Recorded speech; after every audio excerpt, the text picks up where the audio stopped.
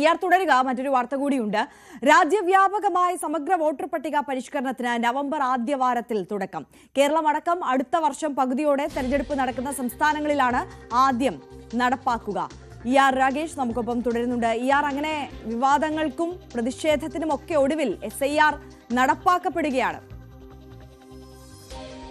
അതെ ആര്യ, SIRലേക്ക് കടക്കുകയാണ് ഏതായാലും തെരഞ്ഞെടുപ്പ് കമ്മീഷൻ. കാരണം നേരത്തെ തന്നെ കമ്മീഷൻ രാജ്യവ്യാപകമായി സമഗ്ര വോട്ടർ പട്ടിക പരിഷ്കരണം നടപ്പാക്കുമെന്ന് പ്രഖ്യാപിച്ചിരുന്നു. ബീഹാറിൽ ആണ് അത് ആദ്യം നടപ്പാക്കിയത്. ബീഹാറിൽ ഈ സമഗ്ര വോട്ടർ പട്ടിക പരിഷ്കരണം നടപ്പാക്കിയ ശേഷമുള്ള ആദ്യ തെരഞ്ഞെടുപ്പാണ് ഇപ്പോൾ നടക്കാൻ പോകുന്നത്. ഏതായാലും മറ്റ് സംസ്ഥാനങ്ങളിലേക്ക് കൂടി സമഗ്ര വോട്ടർ പട്ടിക പരിഷ്കരണം വ്യാപിപ്പിക്കുകയാണ് ഇപ്പോൾ തെരഞ്ഞെടുപ്പ് കമ്മീഷൻ. കാരണം കമ്മീഷന്റെ യോഗം 2 ദിവസങ്ങളിലായി ഡൽഹിയിൽ നടക്കുകയാണ്. ഈ യോഗത്തിന്റെ പ്രധാനപ്പെട്ട അജണ്ട എന്ന് പറയുന്നത് സമഗ്ര വോട്ടർ പട്ടിക പരിഷ്കരണമാണ്. അതിലാണ് ഏതായാലും അടുത്ത മാസം എന്ന് പറയുന്നത് ഏതാണ്ട് ഒരാഴ്ച കഴിഞ്ഞാൽ ഉടൻ തന്നെ ഈ നടപടികളിലേക്ക് കമ്മീഷൻ കടക്കും. സ്വാഭാവികമായും ആദ്യ നടപടി അല്ലെങ്കിൽ ഘട്ടം ഘട്ടമായാണ് ഇത് നടപ്പാക്കുന്നത്. അതിൽ തന്നെ ആദ്യഘട്ടം നടപ്പാക്കാൻ പോകുന്നത് തെരഞ്ഞെടുപ്പ് നടക്കാനിരിക്കുന്ന സംസ്ഥാനങ്ങളാണ്. പ്രത്യേകിച്ച് കേരളം മാത്രമല്ല തെരഞ്ഞെടുപ്പ് നടക്കാനിരിക്കുന്നത്.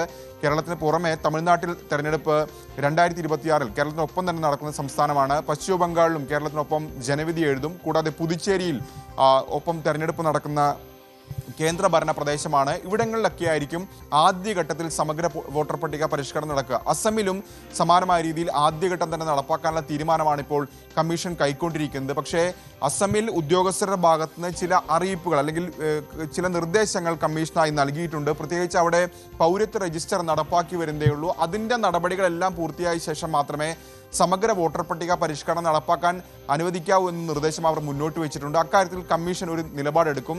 കേരളത്തിലും തദ്ദേശ തെരഞ്ഞെടുപ്പ് അടുത്ത മാസം നടക്കാനിരിക്കുകയാണ്. ഡിസംബർ ആദ്യവാരത്തോടുകൂടി കേരളത്തിലും തദ്ദേശ തെരഞ്ഞെടുപ്പ് ഒരുപക്ഷെ 2 ഘട്ടമായി നടക്കാം.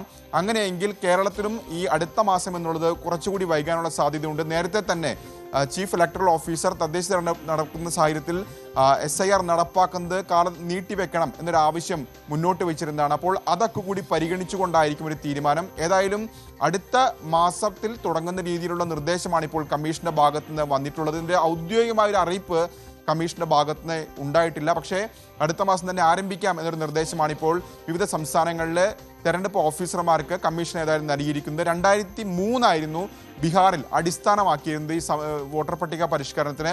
അത്തരം ഒരു നമ്പർ തന്നെയായിരിക്കും 2003 അടിസ്ഥാനമാക്കിക്കൊണ്ട് തന്നെയായിരിക്കും മറ്റ് സംസ്ഥാനങ്ങളിലും കേരളത്തിലടക്കമുള്ള സംസ്ഥാനങ്ങളിലും സമഗ്ര വോട്ടർ പട്ടിക പരിഷ്കരണം തെരഞ്ഞെടുപ്പ് കമ്മീഷൻ നടപ്പാക്കുക.